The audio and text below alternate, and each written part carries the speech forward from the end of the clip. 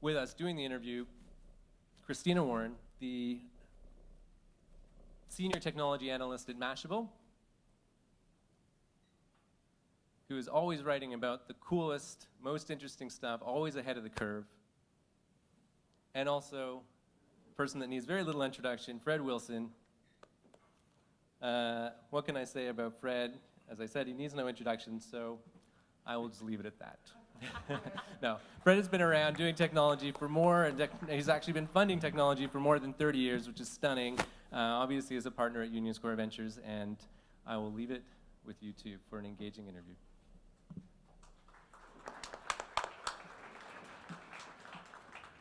So I almost feel like we should have a rule where every time someone says engage or engagement, like we should take a drink. I don't have anything near me, but I almost feel like, to take a drink of coffee, of your juice. If there's somebody who has a mimosa somewhere, I almost feel like that should be a rule at this point. We've already said engagement a number of times, but no, I think it's a really important topic, and who better to talk about engagement, drink, than you, who you've certainly through your career, Fred, been one of the more engaging, and I'm going to stop with this, I swear, figures out there in the VC world, certainly one of the first to really blog and write candidly, I think, about issues that are going on with technology. I just wanted to get your feedback first off. The news broke last night that AT&T is going to be trying to buy DirecTV for like $48.5 billion, I think is what the deal is probably going to end up coming out to. Since you've spoken a lot and written a lot about issues like net neutrality, and since you invest in companies and care highly about kind of the broader ecosystem, what do you think of that deal, and what do you think the potential impacts might be on the industry at large? I haven't thought a lot about it. I think that it's good to have multiple competitors in any line of business, and I think of DirecTV as a competitor to the cable companies. We have a choice here in New York City.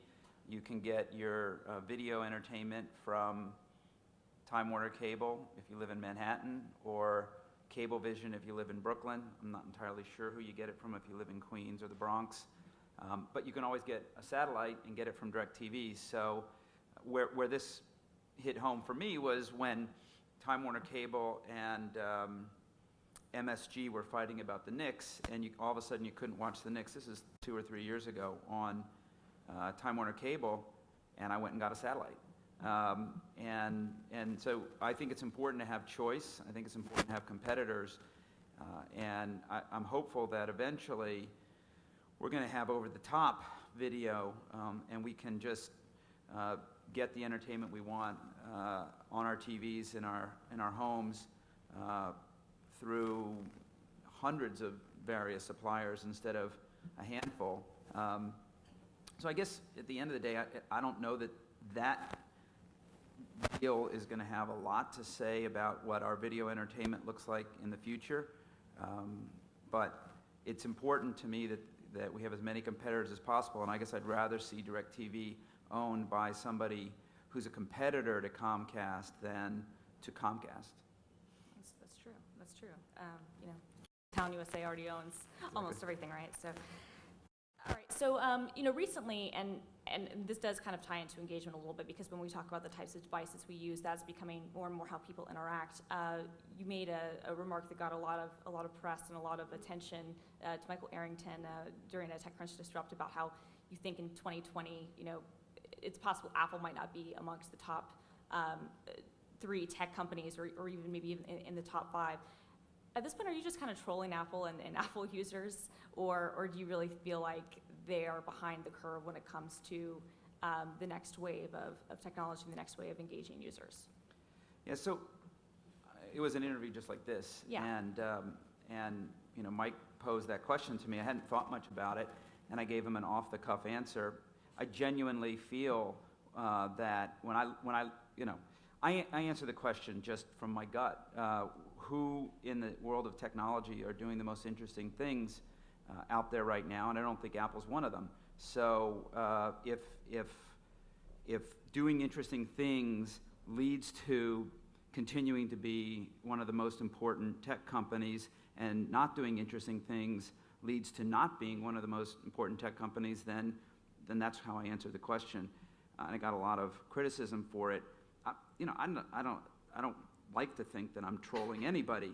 I felt like I just answered the question. To me, the thing is that the mega trend that is going on in technology right now is that data is moving from devices to the cloud. And once data gets into the cloud, we can do all kinds of things with it. The most interesting thing, I think, is machine learning. And then from that machine learning, we can start to provide additional services to customers. And I feel like Apple's not doing as good of a job with that. I think Siri is a really good example of that. It's not a great product, and it's not getting any better, whereas Google's services like Maps and Google's voice recognition services and Google's search just gets better and better and better and better. Every day, every minute, it gets better because of all these algorithms that are crunching on that data in the cloud. And I think over time, that's going to be a big, big competitive disadvantage for Apple. And they, feel to me like a hardware company first and foremost, and then a desktop software company. I mean, their iTunes still is a piece of software that you have to install on a machine. I mean, that doesn't make any sense to me. So that's where it came from. And I think those are valid points. When you're looking at the types of devices that people use, since we are still at that stage where, as you said, things are moving to the cloud, but I think things are still tied to certain devices, what do you think is the potential challenge, especially for publishers and advertisers out there, when some of that machine-to-machine learning might be tied up in a single system, whether it be Apple or Google or someone else? And that's a big problem, right? I mean, that is a very, very big problem. And I worry that Google is a monopoly and becoming more of a monopoly every day. They see more of our data than anybody, and I think they're increasingly seeing more of our data than anybody. So it isn't that I love Google and hate Apple. It's that I admire what Google is doing, and in some ways, it's scary. But it's the same thing I felt that about DirecTV. I'd like to see companies compete with Google, and Facebook, for example, is out there trying to acquire as many machine learning companies and as much machine learning talent as possible. They have a lot of data on us as well. That's good. Like that's a good thing, and I'd like to see Twitter do that, and I'd like to see Dropbox do that, and I'd like to see the other companies that are accumulating a lot of data, a lot of our data in the cloud do that, and to keep Google honest by competing with them. That's the only way that I really believe long term you can keep any company honest is to compete, ferociously with them. Absolutely. No, but to that point, I guess, for people who are trying to either start their own business as a startup, or for people who are publishers, or for end users, when you do have these competing entities, it's still all in a black box. I mean, all of Google's data, some of it is open, but most of it's not. Everything that Facebook does is in a black box. Twitter has historically been in a black box, limited to certain partners, and now they've bought their biggest, data store, so that becomes more limited. What does that mean if you are someone who's trying to take advantage of that information or learn about the engagement of, your visitors, or potentially the native ads you're buying on? What does that mean when all of this information is out there and we know it's being captured, but we can't access it? Well, I think it's a real challenge for publishers, and I think that unfortunately most publishers don't have the technology chops that a Facebook or a Google has, and it's not likely that they're going to be able to, acquire all of that talent and that technology. There are third-party companies that they can work with to provide some of those services. They can develop some of that technology themselves, and I think that they have to try as hard as they can to take advantage of the data that they have, that they acquire on their platform, and use it to their advantage. But I think it's a question of, for a publisher, how much they can do with the limited resources they have, and to think that a publisher like the New York Times or CNN or even some of the hot new publishers like Vice or BuzzFeed could do that and compete with a Facebook or a Google, I think is unfortunately not going to happen. No, I agree with you. It is absolutely not possible for it to happen, primarily because so much of the traffic comes from those sources. But I think even for advertisers, it becomes a question of, one of the topics we're having here is how do you know what to measure, and are we measuring bullshit? And I think a lot of times there's a very great propensity for that, because if it is all coming from a black box, you don't know necessarily the key points, because your main traffic sources, your main engagement sources are locked away. Are we all just kind of trying to buy against or advertise against things that don't matter? Is that ever going to change, do you think? Or is it always going to remain this kind of fuzzy, sort of feels right, sort of doesn't feel right, we're going with our gut, but we're also just kind of buying into the lie that's always existed with advertising, which is we feel like we can measure what people are reacting to? Well, for an advertiser, I think it's important for them to try to drive post-consumption engagement. It used to be that you'd show a banner and someone would click on that banner and end up on a landing page. And when they ended up on that landing page, you could measure something. Sure. We move away from that world and we move into a world where customers are being asked to like an ad on Facebook or star an ad on Twitter or retweet an ad on Twitter. It's dangerous because you're not collecting that data. And so one thing that advertisers should demand from these platforms is that they get that data, obviously, and I'm sure a lot of advertisers do that. And I think that the other thing that advertisers should do is they should try to own as much of that media as possible. And so that's the whole concept of content marketing and putting content out on your own platform, whether that's video or blog posts or audio or whatever, and get traffic to that and get engagement there, as opposed to just letting all the engagement happen on these larger platforms like Facebook and Twitter, I think is a good strategy. Ultimately, I think it's a very hard problem for both traditional advertisers and traditional publishers. And I think that these large internet-based native advertising platforms are in a very strong position, actually, right now. And that's good if you work for or run or an investor in Facebook or Google, and it's not good if you don't. So, you did a really great interview with Alison Chantel from Business Insider a couple of months ago, and I read it when it came out, when the whole thing was published, and it was really well done, and you talked about a lot of things kind of going on with your career and things that happened in the last year in the New York scene, some of the things you're interested in. And I was kind of struck by, you said that at USB you guys don't invest in, you don't think of it as I guess, social networks, but as communities. Is that the right? Networks, I mean, we like to think of networks of anything as what we want to invest in.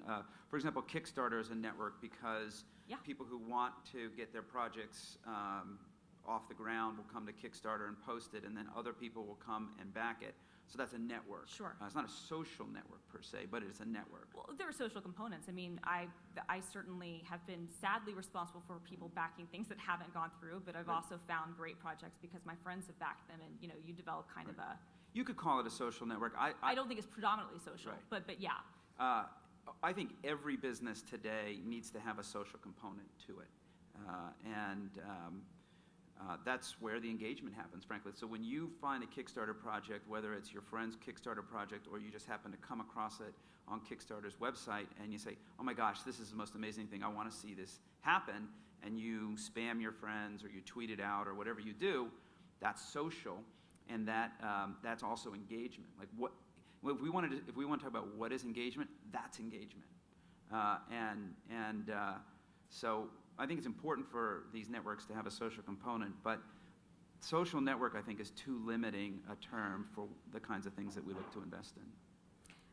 There are a lot of things happening, conversely, I think, on kind of the back end side and in some of the enterprise spaces that, especially with related to cloud things, that end up powering a lot of these businesses. And I know that you guys have, been an investor in MongoDB and in Firebase and some of these other companies. What do you see that's happening maybe in the enterprise space that is either learning from or is impacting things that are also happening in the consumer space? So we started investing in companies like MongoDB and Twilio and Cloudflare and Firebase, and for a long time we were trying to figure out, well, how is this related to our core investment thesis that kind of led us to invest in Tumblr and Twitter and Kickstarter, and it was hard for us to articulate it. We felt in our gut that there was some similar aspects to those businesses, and ultimately the thing that's true of all of those, whether it's Twilio or Mongo or Firebase, is that developers are adopting these platforms and building companies on top of them, and it's again a little bit like a network effect type of business, where the more developers build on top of these, the more other developers then will adopt them, and starts to become sort of a network effect built up around them. It's not the same kind of network effect, but it's similar. And that's actually turned out to be a pretty successful piece of what we do. And I suspect we'll do even more of that over time. But they're not classic enterprise. I mean, all these technologies are used in the enterprise, but they're not really classic enterprise software businesses because they don't usually start out with a large sales force. I mean, one of my favorite stories about Mongo is that I think this now is 3 or 4 years ago. There was a team inside AOL that was asked to rebuild their MapQuest product. And they rebuilt it on top of Mongo and relaunched it, pushed it out, and I don't know when it was, maybe a month or two later, the CIO of AOL called the CEO of Mongo kind of in a panic and said, I need a license and support, immediately. I've got 50 of your servers in production all over the world, and there's no support for it, And that's the kind of call you want to get from a potential customer who's panicked and wants to sign today, right? So we like businesses like that have more of an organic approach to going to market as opposed to a top-down type of sale. So, I mean, I think that's actually a great point talking about organic, because I mean that feeds into engagement as well. So how organic really is organic, would you say, when it comes to engagement, and how much of it is a product of us, whether it's publishers, advertisers, platforms, trying to kind of, push the meme forward? Well, definitely there's an element of it which is not organic. Nick Denton, who I think is a genius. I agree. I had breakfast with Nick, and we were walking back to our respective offices. This is maybe 2 or 3 weeks ago, and he described Upworthy and BuzzFeed as companies that publish to the news feed, right? They publish to the Facebook news feed, and that when Facebook changes the algorithm of what appears in the news feed, their business gets impacted in the same way that all these companies got built up in the last decade around SEO, and when Google changes the SEO algorithm, all of a sudden their business goes down. Yeah. And I never really thought about those companies in that way, but I assume he's right. I mean, I don't. I think for Upworthy, certainly. I think BuzzFeed's probably a little more nuanced, but yeah, I agreed. So if you're doing that, if your whole go-to-market strategy, and I don't mean to suggest that either of those companies are utilizing the strategy, it's just that's the way Nick sort of presented it to me, then you are, I guess, forcing the engagement to some extent. And I think that's okay, but, that will only take you so far, in the same way that, being an SEO creation will only take you so far. And I think, I don't, the way I think about engagement is really, really simple. So I don't read anything in print. And so someone said to me, why don't you read, the newspaper, or why don't you read a magazine? And the reason is that I'll see something and I want to do something with it, and I don't want to, rip the paper and rip out the article, and then I don't know, what would I do with it then, right? I would have to. You'd create a physical Pinterest board. Yeah, well, no, but I don't want to. I want to send it. No, I know, obviously, yes. I want to send that article to, a lot of people. So I need to read in a mode where I can cut and paste a quote into Tumblr, or post a link into Reddit, or email out something to a list of people that I'm on, or whatever it is. And it's true also with video, and it's true with music. If I can't do that, then I literally cannot consume in that medium. I mean, I feel constrained. To me, that's engagement. That is what engagement is. It's reading an article and saying, this is bullshit, and then leaving a comment because you know it's bullshit. And sometimes people write articles about things that I've said or that I've done, and I'm like, that's not what happened. And if I'm able to set the record straight, I'll go into the comments and set the record straight. Sometimes I can't set the record straight because it's confidential or some other reason, which is always unfortunate, but that's the case. And you don't have to be an asshole about it, but you can say, well, actually, the person who led the MongoDB investment wasn't me. It was my partner Albert, and he should get all the credit for it. And that's not being a jerk. It's just being honest. So I like to do that, and it's really important to me to engage with everything that I consume. And I think most people, well, that's not true. Most people aren't like that. I think an increasing number of people are like that every day, as I think generationally, people who grew up on the internet are more likely to do that than people who grow up reading the paper in paper form. And I think over the next 20 years, probably the majority of adult population will be in that cohort of people who are, grew up with media that they can engage with, and I think that engagement will benefit. But today, I suspect maybe, I always said 1% of people create content, 10% of people engage with content, and 90% of people just consume content. And I'm hoping that those ratios move, and that maybe we'll have a world where 5 to 10% of people create content, and 50+% of people engage with content, and less than 50 people just sit back and consume it. And I think that'll be a better world. So how do we go about measuring those 50% who are just consuming it? Because that can still be a form of engagement, even if arguably, even if you're not necessarily commenting on it or sharing it to your social network, it's still someone is reading the content and potentially doing something with it that you can't measure at that exact time. So what do you think? Is it more important to measure the people, the 10% that arguably are going to retweet and comment on something? Are they the more important part of the audience, or is that 90% who is reading it and might be doing something or might be impacted by it, even if we can't measure directly? What do you think is more important, or is there one particular segment of the audience that should be targeted more than the other? So I've thought a lot about this. So I write a blog. Dave mentioned it, abc.com. And part of why I write a blog is that I am trying to get my ideas out there in a way that will change behavior. And I've been successful with that over the years. Freemium, for example, is a concept that was named at abc.com, not by me, but by a commenter. But I wrote a blog post and I said, there's this emerging business model. It's important. We should have a name for it. And today, a day doesn't go by without me reading the word freemium somewhere. And that's impact. That's huge. And we had something to do with that. And I say we because it was collectively we, right. Not me.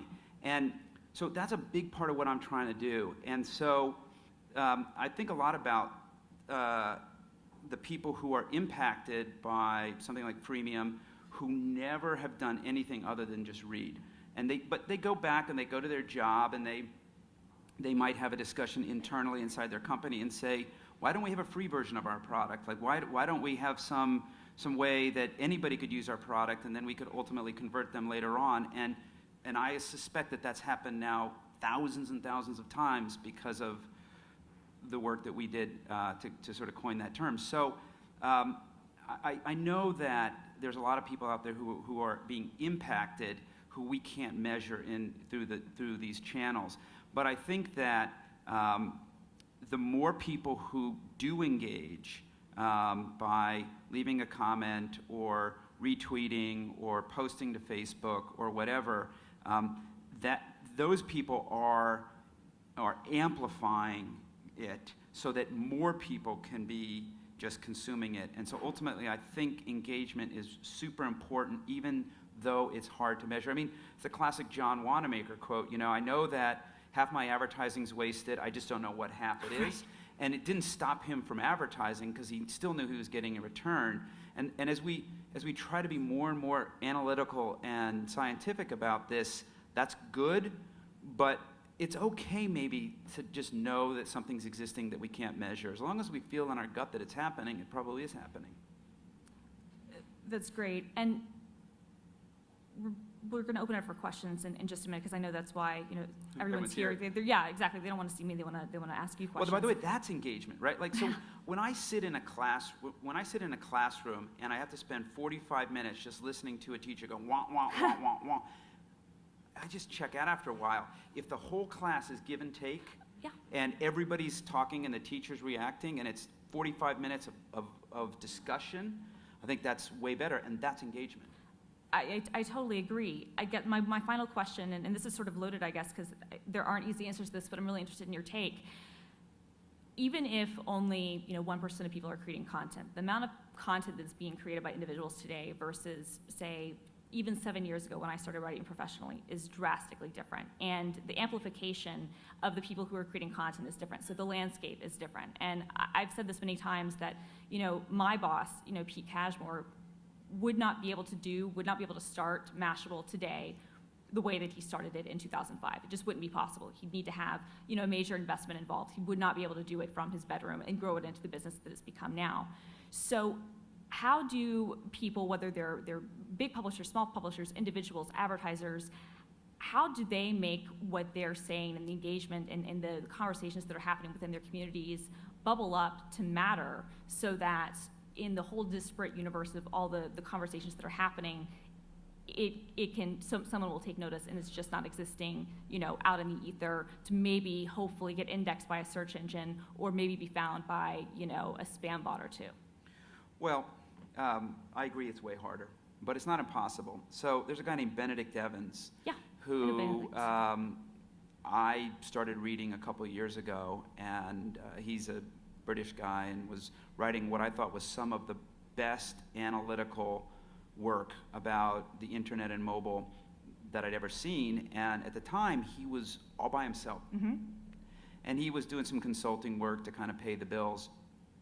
And a number of us found him and started talking about him, blogging about some of his work. And he sort of, kind of broke out, and now he's employed by Andreessen Horowitz as an in-house analyst, and he's very good. So I think not to dispute or debate what you said, but I still think it's possible, and it starts with insight, and it starts with intelligence, and it starts with having a point of view and not being afraid to express that point of view. I don't know that anybody could do today what I did with ABC. It's probably not possible, but there are people who come along even today, who start writing, and I read it and I say, wow, this person's, they've got a point of view, and I start paying attention to them. So I guess I would just say that the cream rises to the top eventually, and if you're putting good stuff out, people will find it. Fantastic. Well, now I guess Philip will probably go around and take questions, because I know that's why you guys are all here. And I'll just ask people who want to ask a question, make yourself obvious so I can see you, 1, 2, and just tell us your name and if you're affiliated with something. That'd be great. Good morning. I'm Romy Newman. I'm from the Wall Street Journal, head of digital advertising.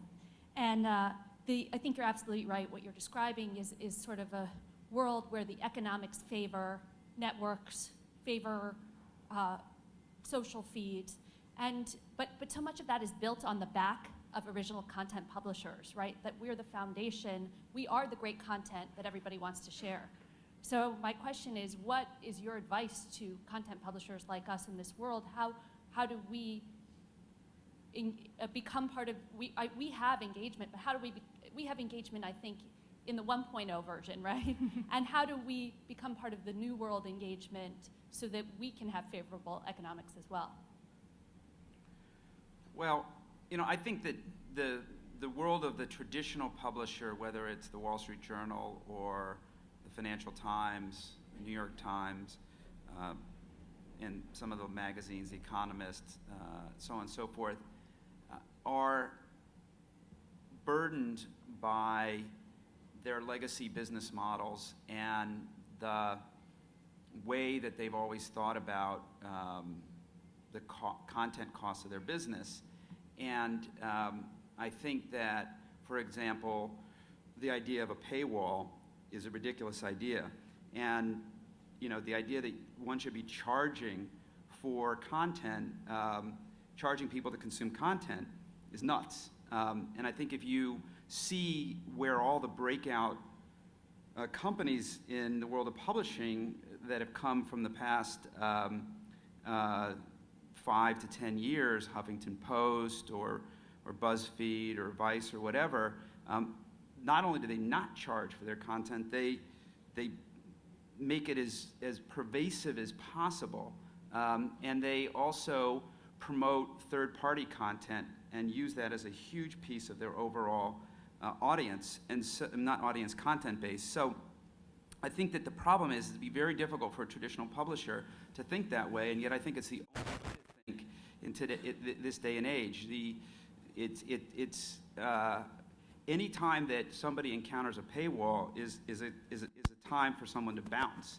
And it's the opposite. The paywall is the opposite of engagement. It's someone saying, I don't want you here. And I think it's just a terrible, terrible message to be sending to audience in this day and age.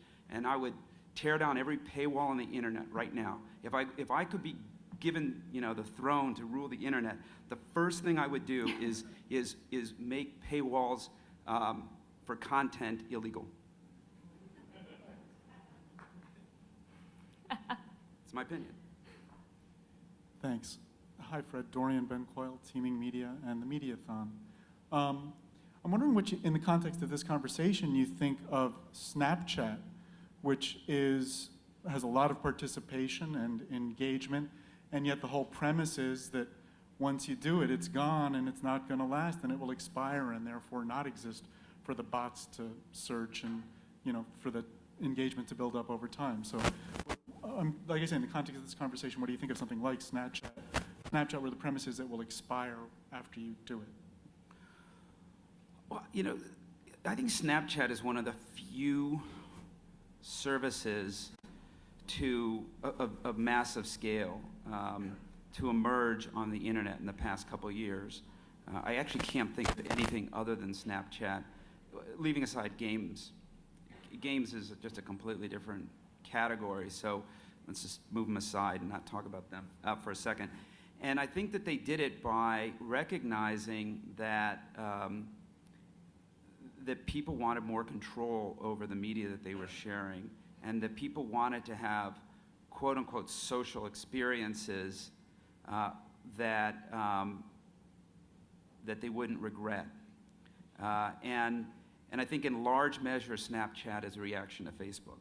And the fact that people would have pictures of them being taken and being tagged in those pictures and then showing up in their news feeds without even being asked. And a lot of pain and a lot of embarrassment happened to a lot of people over the past 5 years because of that. And I think that particularly the younger generation just said enough. And I think that they have really embraced being able to control what happens to that kind of content. They still want to share it. I mean, it's the most engaging social stuff, really, in some ways, for that younger generation anyway. And now they have control over it. And I think it's a breakthrough product. I regret that we're not an investor in it, actually. Good morning, thank you. My name is Joshua Siegel. I'm with Rubicon Venture Capital here in New York. You've mentioned how you think advertisers need to own their own data. What mechanisms or leverage can they bring to bear on the content providers in which to get that data, since they don't create the content that consumers are engaging with? Well, I think if advertisers created the content. So yesterday morning, and this is, I mean, I'm not saying anything new here. So a lot of people in the audience are going to say, no, duh. Yesterday morning, I was biking down the Hudson River, and there was a barge, and it had a Red Bull flag on it. And I was like, well, what's going on here? So I stuck around, and about 5 minutes later, a bunch of skydivers jumped out of a plane wearing with Red Bull parachutes, and all of them, I think it was 10 of them or maybe a little bit more, were able to land on this barge in the middle of the Hudson. Now, I'm sure that they videotaped the whole thing. I videotaped it because I vined it, and I immediately published it out to 350,000 people who follow me on Twitter, and some of them actually saw it, and I think 50 of them favorited it. But I'm sure that Red Bull was going to make a YouTube video out of it, and that this thing's going to get 1 million views. And that's an advertisement, right? I mean, that's all that is expensive advertisement that they produced. And they've been doing these stunt-type advertising things for a while now, and I think it's brilliant. So I think that an ad needs to be content. It needs to be something that people can engage with. And if you're making advertising that is that, then you can leverage all of these channels, whether it's YouTube or Facebook or Twitter or whatever, to get people to engage with that. And ultimately, you know, if you have a YouTube channel, you'll start to get people subscribing to it. And then now you have actually a way to re-engage with those fans by putting more and more content into that channel. And like I said, this is a playbook that's been around for a few years now. It's like not like people, I'm saying anything that's innovative here, but they are doing an incredible job at it. And I think that more people should do it. Now, they have a brand that fortunately or unfortunately, fortunately for them, unfortunately for those who don't have this kind of brand, really works well for that. But I think every brand can come up with something like that, and that's what you need to do. Okay. I'm Ken Berger, and hi, Fred. Hey. Just curious what you think about future tech in this area. So if a magic company could pop up tomorrow, or maybe it's next year, maybe it's in a couple of years, that you could invest in, what would you like to see them do? So in other words, yeah, innovation going forward, especially technologically, that can address, you know, whatever you think is underserved, that would help the world better in this space.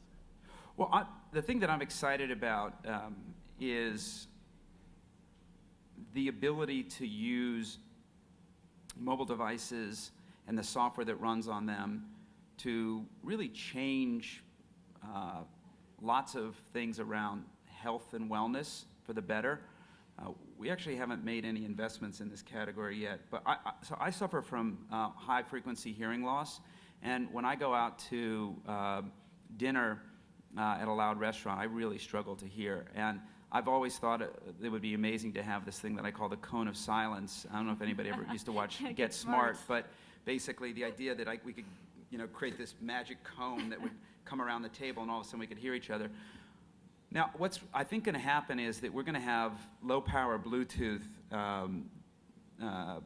earplugs in our ears in the not-too-distant future that are Bluetooth connected to phones, and our phones will have the technology to do the audio work that's necessary to eliminate all of the background noise and allow us to have, you know, a totally nice conversation over dinner while still being in a restaurant that's loud. There's nothing, I mean, in some ways, a loud restaurant's great. It means there's energy and excitement. You want to be in a loud restaurant, but you also want to hear. So that's just one example of what I think is potentially a very, very significant trend. And I think if we took 5 minutes, we could probably name at least a dozen applications just by going around the room. People saying, "Oh yeah, you know, I'm a diabetic, and you know, I want my phone to be able to be constantly monitoring my blood sugar and alerting me to when I need to do something about it." And you know, I think all that's going to be there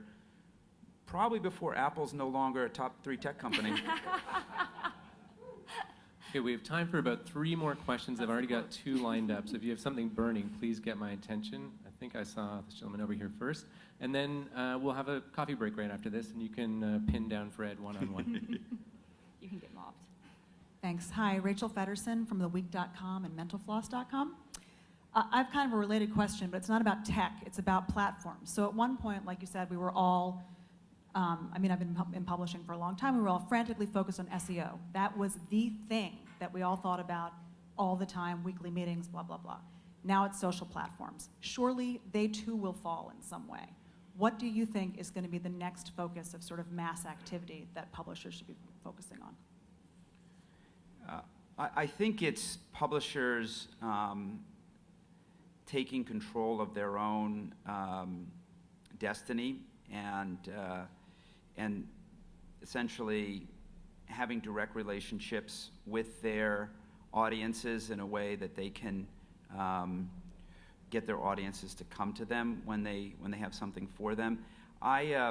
This is again maybe not the best example because it's so damn obvious, but I have the ESPN app on my phone, and they send me notifications regularly when things happen. I got one this morning that somebody on the Knicks did something, and it's maddening though because the ESPN app sometimes flashes you a headline and you click on it and it actually no doesn't story. take it to a story. It's Yeah. a terrible user experience. Story's usually not written, Yeah, is I know. actually what it is. But then they should Yeah, have a I landing agree. page. The landing page should just be the headline I again. don't disagree. The New York Times is the same thing, and I've complained to them about it. But so I think that the notification channel on mobile devices is and having a native mobile app is probably the next thing if you're a publisher. Of course, getting your users to install your app is challenging, and of course, the way you do that is by spending lots of money with Facebook and Twitter.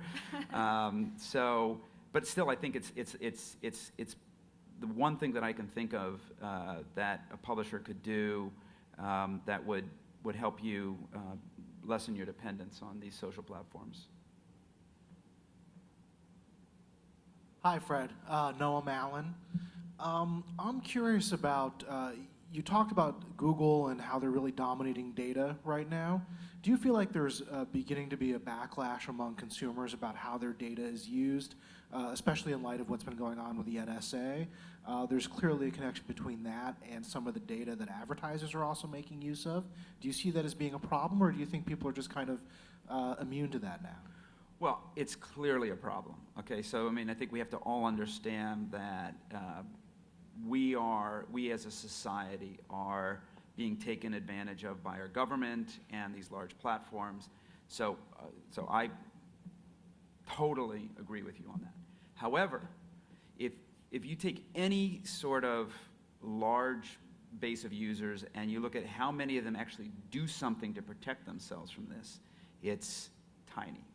And I'll give you a good example. We have a portfolio company called DuckDuckGo, which has a private search engine. Their promise is, you use our search engine, we will not record anything about your search history, and we won't even save that data. So you can go there and use DuckDuckGo and know for sure that there's nobody who's taking all your search history data and doing anything with it. Now, they've grown a lot over the past few years, and the Edward Snowden revelation was a big moment for them. They're doing about 5 million searches a day, which is 60 million searches a month, and I think if they were to get to 100 million searches a month, they'd be one of the top 3 or 4 search engines in the United States, maybe in the world. And so they're doing well, but I think the total number of searches that are done on DuckDuckGo every month or every year is probably less than 1% of all searches that are being done. So clearly the number of people who care enough about this to go use a different search engine, and it's not as good as Google, right? So if it was as good as Google, maybe a lot more people would use it. It's not that much worse than Google, honestly, and you can always go search Google if you don't get a good result there.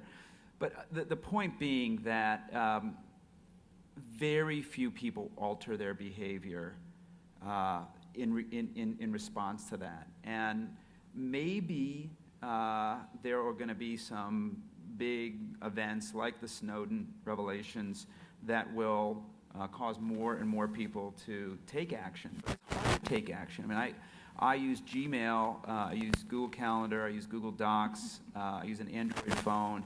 I mean, Google has me completely, like... They track you 24/7.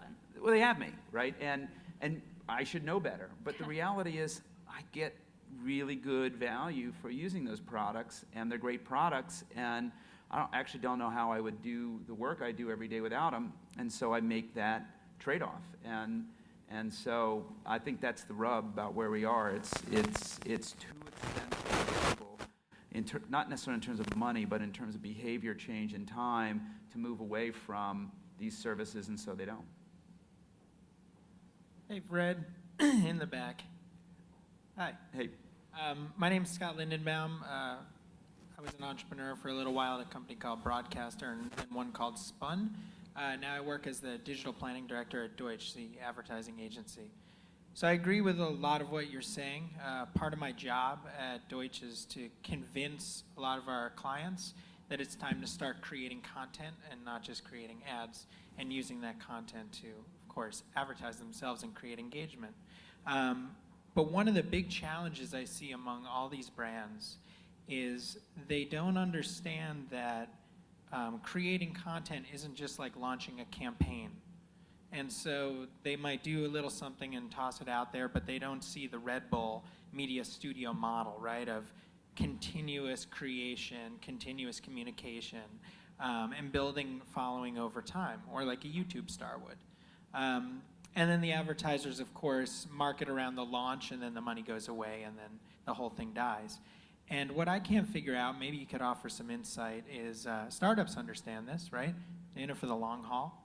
How do we get traditional companies that are starting to become publishers to understand that it's a longer game of content creation and communication? Well, I think maybe we need generational change. I think it's very difficult to expect a VP of marketing who grew up in an era when the world was different to really fully embrace the new world we live in. Some will. I think the majority won't. And I think that we need people who just understand this instinctively and intuitively. When our companies ask me, who should I hire to do community and our social media marketing, I say, get somebody right out of college who, is totally into Instagram and Facebook and Twitter and maybe has a blog or whatever, and or is a YouTube star or a YouTube star wannabe, whatever. But all of those platforms are all about that, and who understands the hustle, and I write a blog post every day. Why do I write a blog post every day? Because if you write a blog post every day, people will come every day. It's that simple, right? If you stop writing a blog post every day, people will stop coming every day. It doesn't mean that every blog post is good. I try to make them as good as I can, but some of them, frankly, aren't that good. But better than not writing something at all.